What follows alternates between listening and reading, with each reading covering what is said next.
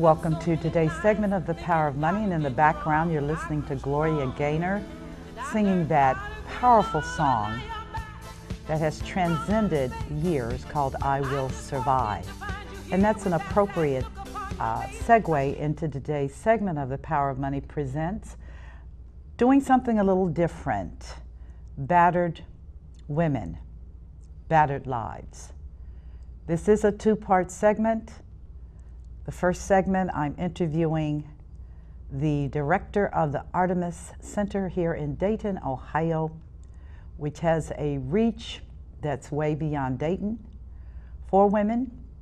In the second segment, which will air at a later date, will be a one-on-one with me and you, my viewers, about this horrible, horrible, horrible thing called domestic violence and what is happening today. A taboo subject, but one that must be addressed because of the ramification for children, for families, for our society, for our country, and also for the world, because domestic violence is not a USA phenomena. It is a phenomena all over the world where men beat and abuse their spouses, girlfriends, loved ones, children. So I decided, as you all know how I am, I decided that I was going to touch this program and touch this subject in a real way to begin to give you clarity as to the extent of the problem, answers, and for those of you that are in bondage right now, whether you're male, because domestic violence can include men, but the focus of my show is not men, it's women, because it's primarily a male on top of female problem. For those of you that are going through it and are shamed and laden with guilt, for those of you that cannot figure out how to get out of this because you don't have any money, any children, any resources, we're going to be opening up this horrible can of worms. For those of you that are men that have been faithful viewers, I don't care if you're not involved with domestic abuse. I bet you a nickel to a dollar that you know people that are. And again, you need to know as well, because this is something that affects our people, our society, and it's generational, meaning it's got to stop, okay? It's got to, but how do you stop something that is in your DNA? How do you stop something that your whole family has always done? But there is hope, and that's why I'm doing this today. I'm going to introduce a very special woman. I'll just call her Jane, but she is the director of the Artemis Center, and she brings a tremendous wealth of expertise and knowledge and understanding of this pervasive problem today. So I'm excited about her being on set with me for this next hour and hope that you will sit down and listen carefully. And if the shoe fits, own it. They used to say if the shoe fits, wear it. But I now say if the shoe fits, own it. Let's just deal with this today. How are you today? I'm good, thank you. Thank you so much for coming to talk about this problem. Tell me a little about yourself and about the Artemis Center. Sure. I have been with Artemis for 21 years. Oh my goodness, 21. I was hoping you all be into planned obsolescence. Right. Right. Yes. Okay. I like to say that I started when I was about 16, but I've been there for 21 years, and I'm recently the executive director. I was the clinical director prior to becoming the executive director. Okay. And so Artemis has been in the community for over 30 years, working with victims of domestic violence and their children, and the community at large. Okay. And so we provide wraparound services to victims beyond shelter services. So we don't shelter folks at Artemis, but we do the services that provide support groups, therapy for adults and children. We go to court with individuals. We help them with protection orders. We do education group. We have an education group right now, which I'm really excited about. We're in the Monday program. So the women who are incarcerated, we're doing an education group. So when they're released, they can recognize red flags and kind of have a safety plan in place. So yeah, we do all these supportive services to help victims on their journey to safety. That is so powerful. You do a Monday group for women that are incarcerated. What is a female incarcerated for? A lot of times for the Monday program, it's up to 180 days. Okay. And so it could be, unfortunately, opioid epidemics. Okay, huge. yes, so, yes. Okay, but they I got recognize that domestic violence is a part of their life. So they just do like a 7-week education group where we talk about the dynamics of domestic violence. We talk about safety planning. We talk about the effects on children. So we do all of that education piece. So when they are released, then hopefully they'll have a better choice when they're with society. Well, given your extensive and I would say exhaustive background, and I'm sure hands-on experience was so much a part of that, what is domestic violence? Domestic violence really is about power and control. People think, oh, it's all this physical piece, but it really is beyond that, right? So it's emotional abuse, it's financial abuse, it's manipulating the children. So it's that monitoring your phone, checking up on you. It's batters sometimes are really jealous and who you've been talking with, where you going. So it's that monitoring, controlling piece that really encompasses domestic violence. Where does that come from? We believe in the domestic violence world that it really is a learned behavior. So most people who are abusive grew up in that home. Now that doesn't mean that everyone who grew up in a home is going to turn out to be abusive. It just means that there's a higher propensity to become violent because, again, as children, we role model what we know and what we learn. And so a lot of times it's watching it in our own homes. And again, it can be society at large, too, that's given us messages about men have more power in our society than women. Well, the truth of the matter is, it appears as if they do. I mean, I'm just being very categoric about it. I still am bristling over the fact that one of our candidates for president made a horribly offensive comment about women's genitalia on television. Right. And I was dumbfounded. I still remain dumbfounded. Right. Because in my opinion, in 2017, where we are today, and that is not acceptable. Correct. Right, and it's like women are viewed as property. And so some men believe that they have a right to treat their victims however they wish to be treated. So it really is a mindset. They really believe that they are entitled. So it's that entitlement that they can treat their victims the way they deem fit. And sometimes it's very degrading. Sometimes it's very demoralizing. And again, it goes back to their wanting to maintain power and control in this relationship. Viewers, zoom in. Viewers, power and control. Power, got that? Power and control. If you are involved with an individual of the male sex and he is exercising on you power and control, then that's a red flag. Is that a fair statement? I think that's an incredibly fair statement. And what's hard is sometimes it's hard to see the power and control at first because sometimes it comes across jealousy equals love in our society, right? Oh God. Right. Jealousy equals love. Okay. Right. And so we miss the signs. We think, oh, he loves us so much. He loves me. He loves me. Yes. Because he's reacting in this way. So he loves me. Yes. Right. And so we don't recognize it or we ignore it because we think, oh, he just really cares about me. That's why he's driving me to work or he's calling me 7 times a day. We think, oh, he loves me. And so he's checking up on me. So by the time that the relationship becomes physical, if it does reach that point, because not all of them become physical, but we know that a couple of things have happened. Either I've moved in with him, I've had his baby, or I married him. So that ownership happens. Okay. And it makes it harder to leave. And by the time that happens, we've invested all this time, love, energy, relationships. We took vows, that we take seriously. Covenant vows. Yeah. So it makes it really difficult. But yes, there are red flags that we need to recognize when it comes to abusers, and that is that early involvement. I met him, and 2 weeks later he wants to move in, right? Or he wants to be married. And he wants to be married. Big red flag.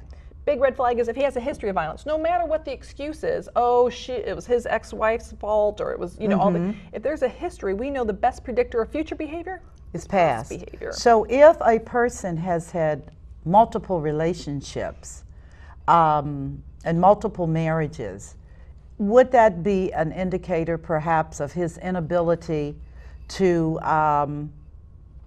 maintain longevity and peace. Would that suggest that eruptions took place and she left? Right, it would make me certainly look a little deeper. Yes, and get on public records. We are in, a day and age where we can get on and You're absolutely right. You can pull up a person's background. Yes, and we encourage you to do so. And another point to my viewers, go to Google, google.com, and type in his name. And boy, oh boy, don't have a heart attack, okay? What about the situation, and I do say this to women, and the reason being is because I believe, I'm 65, almost 66, and when I was very young in my career, I was involved at that time in this issue of battering and sheltering women at my home, by the way. Wow. And saw, much to my shock, he'd find her and she'd leave and go back with him, only to go back through that again. Is there any other different outcome where he's doing this and he has a Eureka moment and he stops? I think that's a really good question, and I think it's a real, as I shift in my seat. Oh yeah, I know, I'm shifting too. I think it's hard because people who are abusive don't take responsibility and aren't held accountable typically. And so for someone to say, you're a batterer, you need to change, that takes a lot of work. Because again, if they learn this growing up, let's say 21 years of witnessing this, they have to unlearn that. And that's really, really hard. Can it happen? Yes. But do they have to want to change? Yes. And again, but most abusers don't think they have a problem. So it's not very easy to change. May I ask, and I'm not trying to sound like naive Nellie, but how can you not know you don't have a problem? Well, because again, it's a thinking error, right? Oh, it's all about your It's thoughts. all about what's in your head. Right, and if it's been role modeled for you that this is normal, they don't see it differently. You know, that's funny because I've been doing for the last couple of months a whole thing about transformation, and I've had on as my collaborators two brilliant men, Dr. Rick Howard and Elder Dennis Hatchett, and we have talked about this issue of it's all in the mind. It starts in the mind. And if there is no will to change, then you won't change. Right. You're just, even though you're blowing others up, and maybe blowing yourself up, there's still no willingness to change until a crisis or a calamity. And at that point, and only at that point, does a person get into possibly self-evaluation, which is, what's going on with me? And the response may not be necessarily progressive, meaning they may go into depression, which doesn't lead to resolution. You just go internal. Yeah. Well, and again, I think with batters, I don't know if they have that Eureka moment of, oh my gosh, I'm doing something wrong. Because again, everything is her fault. She didn't make the eggs correctly. She didn't have the kids quiet enough. She didn't have the laundry done. You know, and again, I always say domestic violence is like playing a board game. Every time you pass go, the rules change. So one night he might be upset because dinner wasn't on the table at 6. And then the next night at 6, dinner's on the table at 6. And he's like, no, I wanted it at 5:30. So it's those mind games. And you can't figure it out. And so you're constantly focused on him, and we lose sight of ourselves. And I think that's important for people, particularly women, to understand. Their gratification is as long as the attention remains on them, taking care of their needs, gratifying their needs, responsive to their needs. And in the meantime, you're dying. Yeah. Your soul is dying. There is no way anybody can live a normal, when I call societal normative life, when you're walking on eggs around another person. Right. Now, what happens when families collude to make sure she stays with him? And that happens more than you would imagine. Oh my God. We hear stories all the time of, you know, the batter's mother lives next door because he moved her there, right? And the other big thing about domestic violence is isolation, right? If you are now cut off from all your family and friends, that's a huge problem because now you have no one going to you. You know, Michelle, that's not okay how he's talking to you. Like you have no one from the outside giving you positive messages. And so it's the family reporting back to him if you left for the day, or it's his family saying, it's just Johnny. What is that? This is Johnny conversation, which even the wives and the girlfriends, well, he's just like that. I said, so he's just a jerk. Is that what you're telling me? But I love that jerk. Then there's something wrong with you. Well, I do think that it is hard because I was going to say that earlier, that domestic, we do love our batters, right? I mean, we really sincerely love our batters, and we want the violence to stop. So we don't necessarily want to end the relationship, we want the violence to end. And so we try all these different dynamics to make that work. And it's not. It's not going to work, but we still want to try because we're married, we have children, we took the vows, you know, we believe that there's no one else. I mean, the other thing is he's bombarding us with all these messages of you're no good, no one's going to love you, you're fat, you're ugly, you're stupid, right? You get all those messages, and then what happens? We believe them. And you become that thing that he has spoken. So it's hard to, because again, we're focused on him and he's controlling the situation, so it's hard for us to go, I'm not fat and stupid and ugly. Fat and stupid. Right. Okay, you're fat and stupid. Oh my God. So this is so important, and I'm so appreciative of you coming on, because I believe that if this pattern does not change, we have a generation coming up behind us. Women do have children, and it's been by observation, it's been my experience that the child will mimic that same dysfunctional behavior as they're growing up and then into adulthood, and then they will have children. And I think what else is really interesting, and what as we move into this digital age, the texting, the monitoring that goes on with those cell phones, I think what's happening to our teens. Yes. Because again, jealousy equals love, right? And so, oh, he's blowing up my phone, he loves me, and we don't recognize it right away.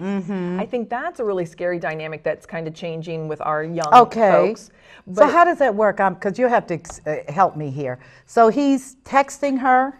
What are you doing? Who are you talking with? What are you doing? Those kind of questions are asked? Yes. And if you don't with a respond right away, if she doesn't respond right away, who you sleeping with? I know you don't love me. Yeah. Right. And again, young people? Young people. This is happening. So that's why it's important for parents to be talking about healthy relationships, and that you don't have to answer right away. You don't have to answer that ever. And and you have a right to have, again, that isolation. You have a right to have your friends, because again, he wants to draw you in and just be your only, you know, he wants to be your world, and he wants you to be his world. And so that, we know that's not healthy. You need a community. Exactly. But again, in most cases, based upon what I have observed and seen, this is a learned behavior, as you said. Now, I'm prepared to also say that based upon the DNA, which is what you're born into, if there has been a pattern, a consistency of trauma, that actually can cause cellular mutations, and you are born into that type of a mindset. But again, it's the choices. If your family is not like that and does not support and approve that kind of behavior, can an interception be made, which is, Johnny, stop it? Right. Well, sometimes what we see, yes, family can step up, but then what happens is now Johnny's saying, Michelle, your family doesn't like me. We're not going to go around them so much anymore. Oh, no. Right, because now Michelle's saying, okay, I want to protect my boyfriend or my husband, and I don't want to, because what happens now is the victims are getting put in a spot. Do I pick my partner over my friends? Do I pick my partner over my family? And it's a hard choice. And sometimes they may pick family. Right. And then the consequences, there's going to be a big blow up. Yes, indeed. Right? And yes, so indeed. We know, because batters don't want victims to succeed. So another example is, let's say you're going back to school. Yes. So when do you think the big fight's going to happen? I'm going to say every time you're trying to get to class. Night before a big test. Night before a big, oh my God. Homework gets destroyed. Or really another one is he promises to watch the children while you go to class, and all of a sudden he can't watch the kids. So now you can't make it to class and take your test, right? So it's that sabotaging to help her get ahead, because batters don't want victims to improve.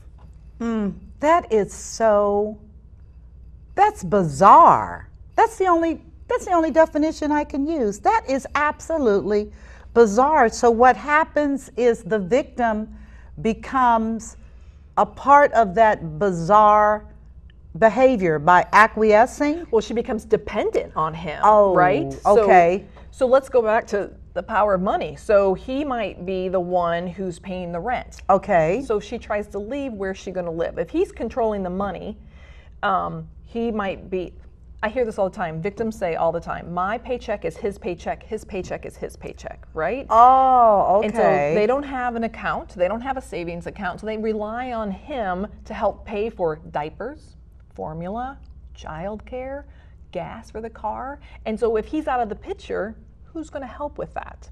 And it's very scary. Ooh. You know what? And you're probably totally on point. Because if she's never been able to control her money, and I think that's very important. You know, I'm the money lady. There is got to be autonomy here. Yes. About your stuff and his stuff and our stuff. For him to say, your money is our money and my money is my money, is totally bizarre. Right. But it's controlling. But it's controlling, and he learned it from somewhere, probably his parents, the dynamics with his parents. Right. Absolutely. And his parents learned it from the dynamics with their parents. Right. And that's why I'm doing this show, because I need to know how we can stop this pattern. Also, I need you to share what resources are available through Artemis when women, what is your Eureka Moment? When does she get, what does it take for her to say, whoa, I'm going crazy? Yeah. And you know, that's a fascinating question, because I think people, that's different for every person. Okay. And so sometimes it's when, you know, he can hurt me, but the moment he hurts my kids, I'm done. I'm done. Okay. I'm done. Sometimes it takes, I've seen women who's been physically assaulted pretty severely and reconcile, and then he might forget to pick her up from school, and then she's done. So it really oh my goodness. It's a different dynamic for each person. But what we know is it's an average to 6 to 8 times to leave the relationship. 6 to 8 times. And she is alive. And she's alive. Oh, okay. Yeah. And it's hard as family and friends to watch that, right? Because we love her and we don't want her to hurt. And it's also frustrating. Like, why in the heavens are you going back? Right. Because I love him. Because I love him. And I depend on his money. And I need him. Yes. Yeah. And so it makes it really, really challenging to get free. And then the other part, if there's anything I can say, is 6 to 8 times. Oh my God. But then when you get out, I think people are always like, just leave, just leave. And so we talked about why it's hard to leave. But even when I leave, do you think the violence just goes away? No. No. So now he's stalking me. If we have kids, he's using the kids to get to me. He's asking my kids, what's your mom doing? Who was she with? It's really hard. And then again, is he supposed to be paying child support? And interesting enough, he's not. I mean, it's not. Just because he's no longer in the house doesn't mean the violence is done. It's still, I call it separation violence, right? So we're separated, but there's still violence. There might be a court case, and they're going to continue it because guess what? They get to see you at court. You have to come and see them. Oh my God. So they get to reignite the anger. Yes. And then blame you. We're here because of you. You, yes. Not that you broke my hand. Yes, right. Not that you broke my hand, but you called the police, and that's why we're here. Jeez, is that distorted or what? Right, and again, that goes back to that entitlement and that distorted thinking. So is the answer, and I say this because I know many women who behind closed doors, and I say behind closed doors, it's a completely different dynamic. And I'm talking about women in all positions, races, yes, executive women, college professors, all the women that you would think are empowered, right, and got it going on, and behind closed doors, it literally is Minnie Mouse Minnie Mouse and Mickey has horns. Yep. Nope. Well, yes. And well, I hear clients all the time say it's Jekyll and Hyde, right? So in the community, it's the community face. I'm loving, I'm wonderful. And again, I'm so glad you said that. Domestic violence crosses every... It definitely does. Every line. We like to think that it happens to poor people, right? And I was just talking to somebody the other day. Unfortunately, people without resources need to rely on social services. People with money can call their attorney, can pay for a vacation, you know, so it's a little distorted, but we know it happens in all communities on all levels. I have found that when I lived in Asia and also Africa, this is global.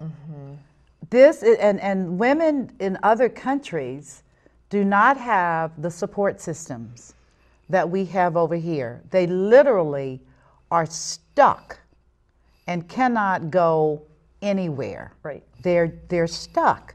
So I must say that I'm appreciative that we live in a system and a society over here where at least there are resources, and many may not know, but you'll deal with that shortly. But there are at least resources, and it does cross the, I mean, I'm telling you what I know.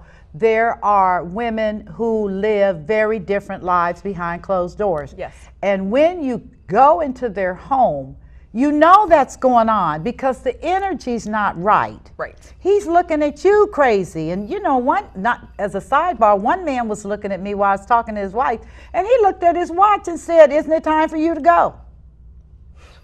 And I was waiting for her to say, "We're having a good conversation." And she said to me, "Well, you know, Michelle, Jack's a little uncomfortable now." And I was like, "He's smacking you in your face." I did. I whispered, I said, "I know what he's doing." And she nodded, and I left.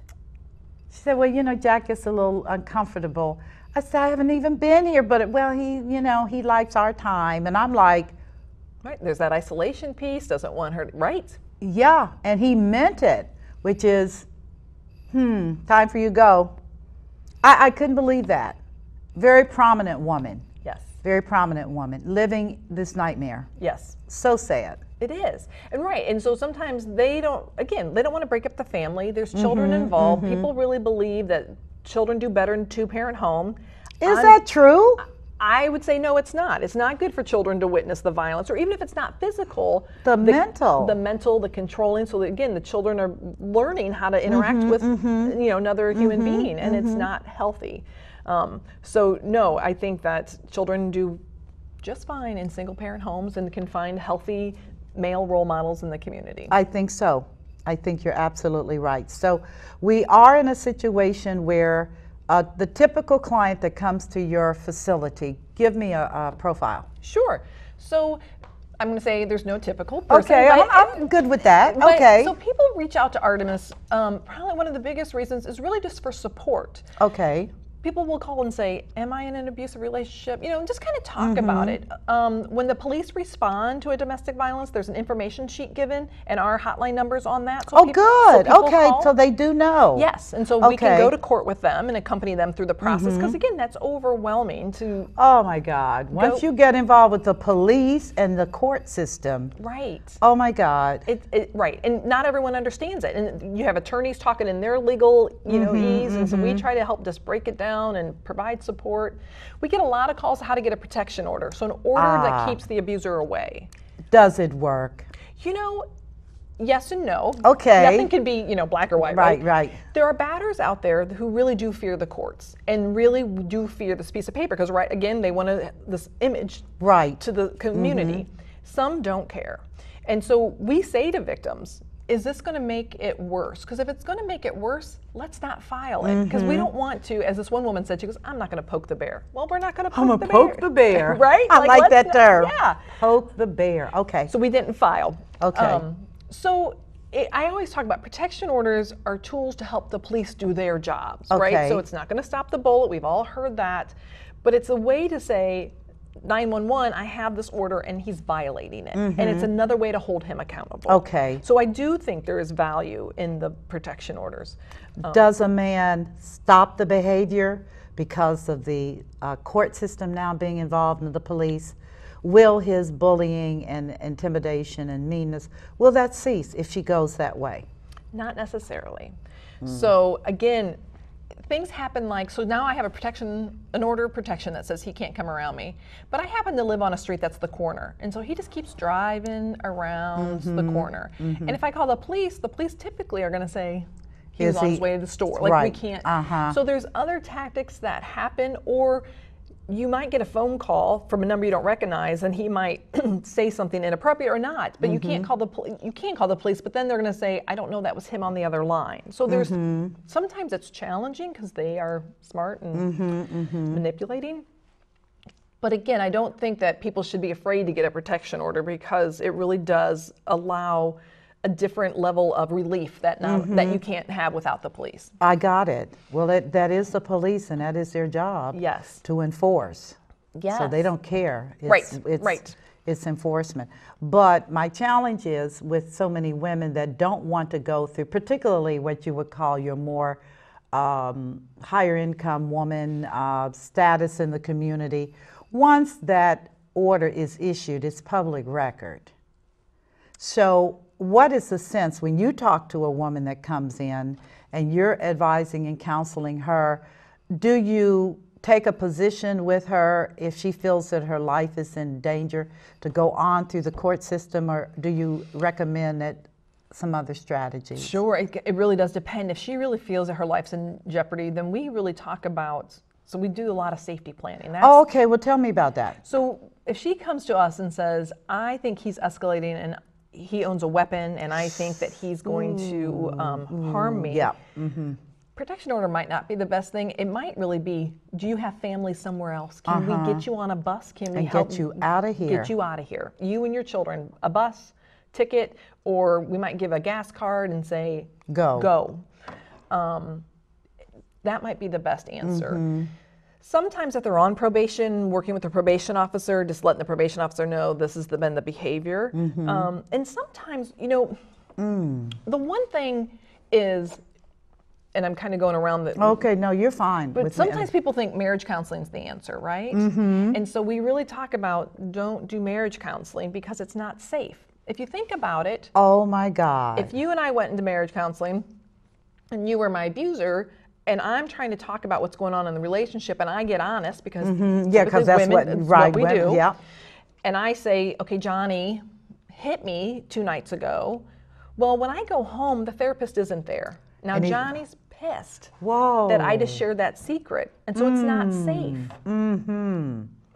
And oh man, most therapists in marriage counseling look at it as equal, right? They look at the relationship as equal, and we know in domestic violence it's definitely not equal. It's not equal, and so that's not a good step. So we say to people, you go to your therapy, let him get his own private therapy, and then down the road maybe work on it together. But probably you need to disengage. Yes. As in out of the house. Yes.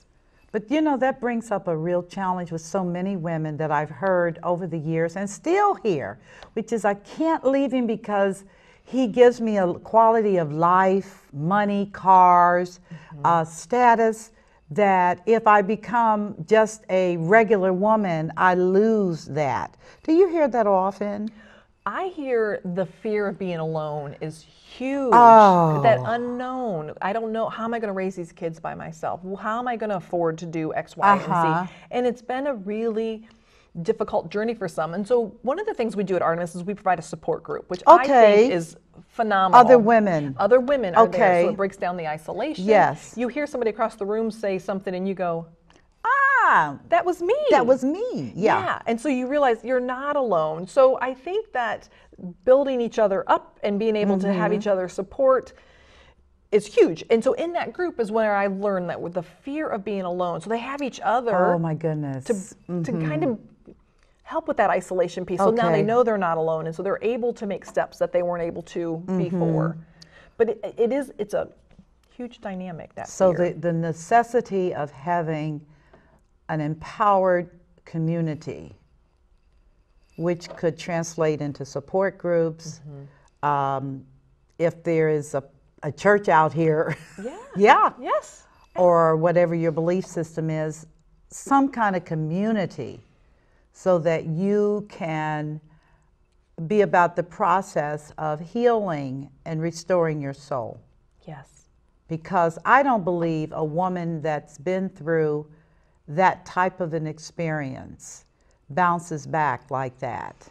I mean, this has just been what I've seen. I think it's a progression, and it may be lifelong. Absolutely.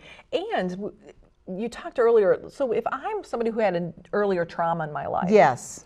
And now he's traumatizing me, right? That makes it even more complicated. And we talk about traumatic, brain injuries where people are being hit in the head and trauma-informed care, because we know that lots of experiences are happening to women from young ages through adulthood. Right. And so every time I'm abused, I can be triggered through all my past experiences. And so it makes healing a long time for some. I absolutely believe you're right. I really do. I think that for many women, it's a life journey that doesn't have an end. Always being aware of yourself, being aware of what your stimulation is, what your messages you're receiving, and rejecting messages that do not fit you, rather than embracing those as your reality. And I was you're so right. And when we were talking earlier about the community, we live in a community that says you're more worthy if you're married, have a family, right? So that message society tells us that. Right. And so now that we're alone and we're divorced, there's that whole stigma with it. Right. And it makes it hard. You're right.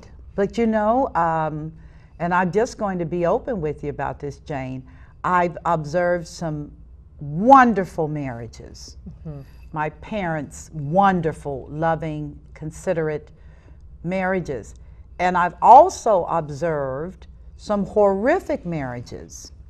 And in the end, I have to believe that it's just better to be by yourself than to experience the 24/7 hell called a bad marriage or a bad relationship. I think that we've got a generation of young people, that the millennials we're all talking about, that are very cautious and careful today. They like to live in groups. And I guess the group experience is safer than the one-on-one experience. And you get a chance to observe the other people as to whether you could really be involved throughout a lifetime with another individual with these kinds of behavioral issues. Right. What do parents need to know? That's a great question. I think parents need to pay attention to the red flags we talked about, right? So that texting, that over-involvement. A friend of mine, when she was in high school, was an avid dancer. Yes. And she gave up dancing for him, right? And so I think the parents would need to have the conversation about why. He didn't like her in the small outfits. He thought the tutus and things. Right. He's twisted. So it's having conversations with your kids about what messages that we're hearing. And again, I don't know if I dare go this far, Michelle, but we're going to talk about, again, women in society aren't as valued as men, right? And so that's the truth. We need to talk about those messages that we're sending. We need to talk about it with our boys, and we need to talk about it with our daughters. About what this really means and what equality means. Because again, relationships are about equality. And it's not always 50-50, I mean. But still, it's a partnership. Right. And that's the key thing. It's a partnership. Both people have to contribute their part. That's why it's called a partnership. Right. And that there's both buy-in and that there's respect and all. And that's key, respect. Because you cannot make me believe that a man can be this way, even if he's not physically abusive, if he's demeaning and degrading and says things that are painful and hurtful. Where is the respect? Right. Why are you with her? Right. If you can't respect her, why find you somebody else? Right. And that's a great question, right? But he believes that she's his and that... Oh my God, this is really bizarre. I hate to keep using that term, but it's like a science fiction. Well, what's really fascinating when you're talking, he demands respect, right? If she doesn't respect him. And again, battered women, and I could talk about this for days, but it's so exhausting. So if I'm in a battering relationship, and so let's say we're walking down the street and I happen to look over and he's like, are you sleeping with him? Right? Oh my God. And again, right? So now I'm walking with my head down because I don't want him to get mad at me for looking at somebody. And now he's saying, you look like you're depressed. Put your head up. Put your head up. Right? It's always changing. The rules are always changing. So it's so exhausting to know what's going to make him happy. Right. Well, the thing that I found most interesting was the tendency to behave as if you're a child.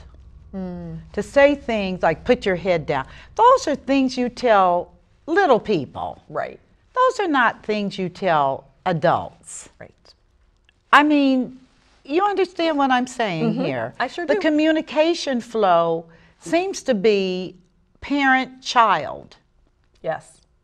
And that is because of the issue of control or...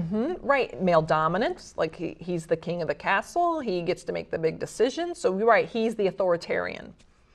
That's amazing. And that's also very sad. Yes. Question, because I won't even get into belief systems, but I do know that there's certain denominations that have very defined positions with regard to the place of the male, the place of the wife, and what happens if she's not obedient. Right. Do you run into those types of things? We do. We do have people who, based on religious beliefs, have a harder time leaving. And so we have a little toolkit at Artemis about Scripture and what Scripture says. Yes. About equality and loving and peace in the home. And so we try to reshift the thinking because, again, a lot of abusers will use religion. You're supposed to, submit to me and obey me. Yeah. And so we kind of shift that thinking for them to help them see that I think most higher powers would be a loving higher power that doesn't want you to be hurt. I'm convinced. Yes. I'm absolutely convinced of that. But that is a real issue in terms of what I have observed in those kinds of relationships where you see the docile, quiet wife and the very flash dash husband. And the dynamics of that are just very, very uncomfortable to watch. And I can only imagine what she is experiencing because she feels that to leave is to leave even God. Yes.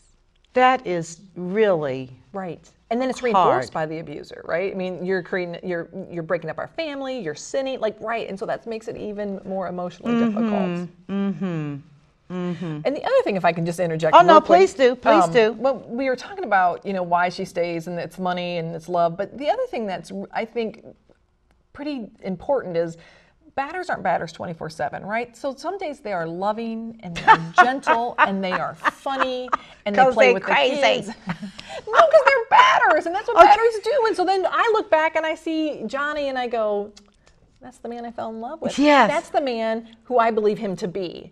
And so we get stuck on that because we don't want to think of the negative, we see the positive. And so that keeps us hooked because we're thinking, okay, one day this is going to... He'll go back to himself. Yes. It's that belief. We want it to be. Because but you know what? That is very, very real. Because women are gentle creatures. We're caretakers. Yeah. We're caretakers. We take care of parents. We take care of children.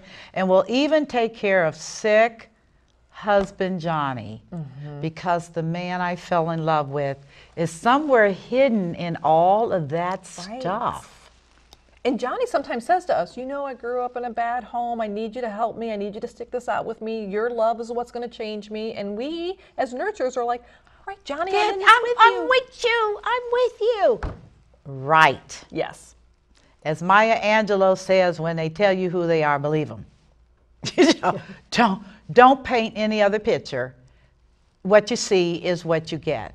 And I do believe that all people have the capacity to be loving and kind. That's a learned behavior. You have to be groomed and trained in an environment where you are loved, and kindness is a way of living.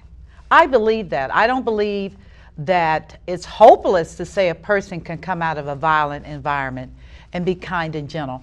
I will just say that at some point, they have to be willing to change their mind and recognize that the penalties from this kind of behavior exceed the benefits. Does that happen? Are you? Come on, Jane. Talk to me. No. No. I don't want to say no because my friends in the batter intervention world will be like, Jane, you know. So I think what I say is sometimes I think we start shifting some thinking. Yes. And we plant seeds. Yes. And I think that's, and again, you have to be willing to be open to that. And I just don't see a lot. Most abusers who go through a batter intervention group class are court ordered. So they're doing it because they don't want to go to jail. They're not doing it because they see they have a problem. Right? Right. And so it's harder for them, again, not that they don't hear things differently, but to take someone out of no longer, they may no longer hit again. They may never strike their victim again. But did the monitoring and controlling stop? Did the expectations of you have to report in stop? So that is really, really hard to change. So, and I have to say that obviously I'm pro-female because at the end of the day, you've lived your entire life being some person you're not. And you've never been able to sprout your wings and fly a free life. The bond of a good husband and a good wife is a powerful thing to see. It's a beautiful thing to see. And it inspires you. But when you see it's kind of like a screensaver versus what really is happening out here. So if you divorce him, he will go on to someone else. Because I'm telling you, Jane, there are a ton of people, women, that don't believe the story. Right. Yes. Does his behavior change with another woman? Nope. Oh.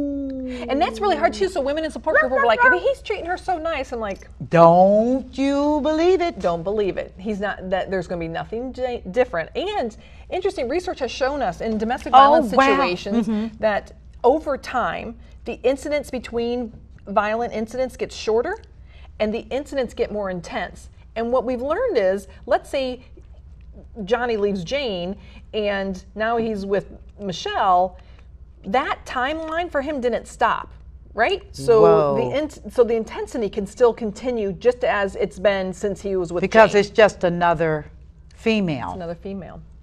So another opportunity. Yes.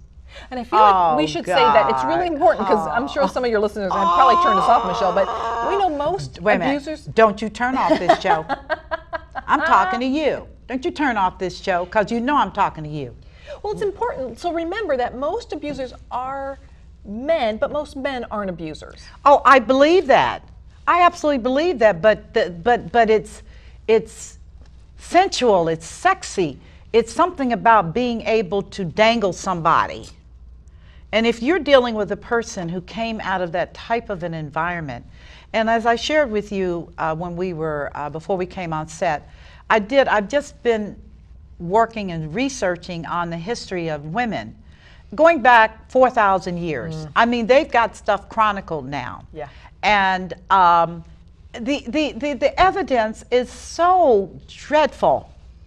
I mean, from King, who was he that had the wife up in the tower and he married Anne Boleyn and the Catholic Church went crazy, so he started the Episcopal Church so he didn't have to obey the Catholic priest. I mean, to put this other woman away for life. Yeah. So she'd have to peer out of a tower till she dies. These kinds of things were normal and typical.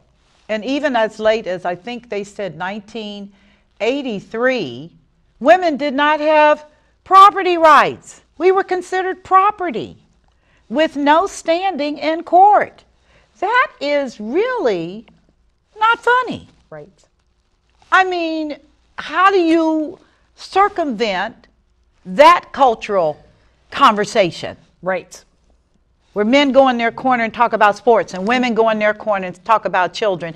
And as I did and found out the hard way, you are not welcome with the boys. Don't you go over there and start talking about money and finance and sports, because they're like, what are you doing over here?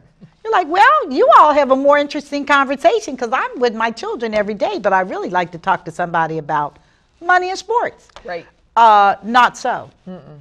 Not so. You need to be over there with our wives behaving like a wife.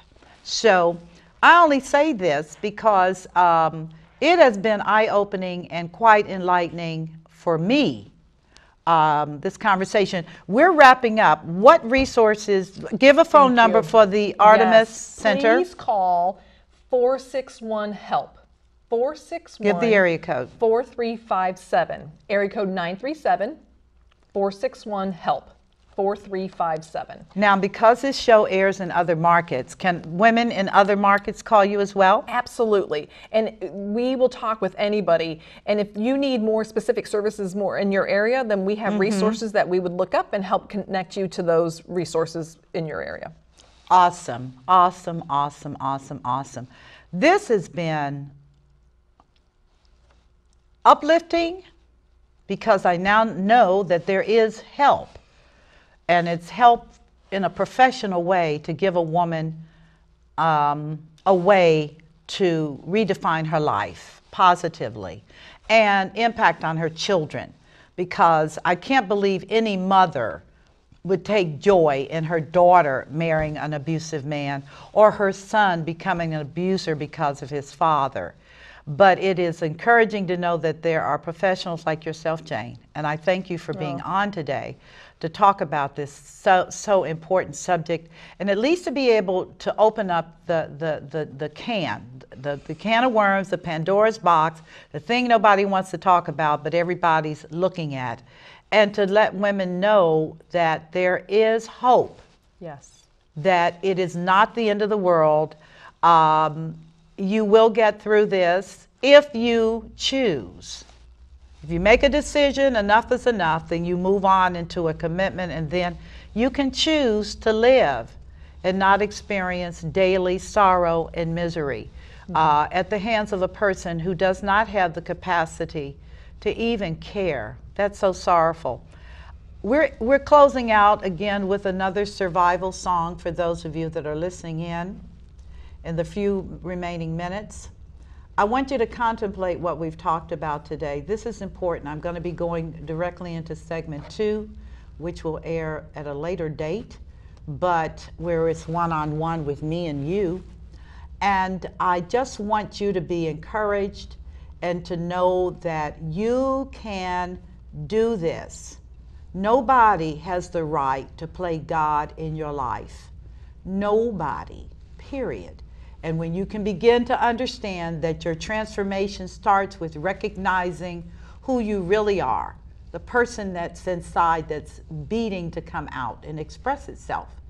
When you can understand that, you're on a path. And I send you all of the love, all the support, everything that's in my being. I send to you today that you might get beyond the guilt and the shame, forgive yourself, know that you're not alone, know that your children are dependent upon you, and get on with it. I didn't say it was going to be easy, but you are a survivor. Talk to you next time. I'm Michelle Graves, and as always, it's a delight being a part of your world, and thank you for being a part of mine. God bless.